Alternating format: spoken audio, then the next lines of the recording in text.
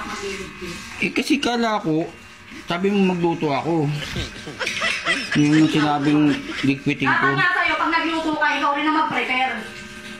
Ha? Kasi ako naguhugas.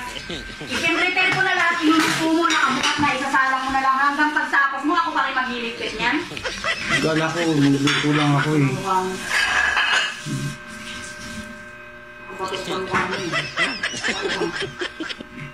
Parang... Ikaw lahat halos nandiyan na, kutsilyo, tasangkalan, putang ina, nakabukas na, pati corn beef. Ang ina ka. I-inform mo na lang ako. Anong inform? Tanga. Bobo ka ba? Bobo ka eh. Pag nagluto ka. Kaya gusto mo ini-inform ka pa sa lahat eh. Pipili nga no. Magagano. Hindi mo may assistant ka. Inuwa nila. Hindi pa ako matapos-tapos dito. Gusto mo ako pa mag-iligpit na balat mo. Hindi ka marunong mag-ano. Next time maganda pag ako. Magluto ka na. Next time maganda mag-usa ka. Hindi ka kaya sabihan, visit ka. Hindi ako high blood. Ina mo. Alispikan ka. Sarap na yung pagkaluto ko eh.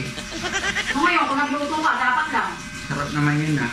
Ililigpit ko Pag na nga. naglulutuan mo, kung pa nagtulas, para hindi lang mamantika. Yes. Visit ka. Thank you. Abuso ka. Thank you naman. Yan, thank you na nga ako eh. Thank you.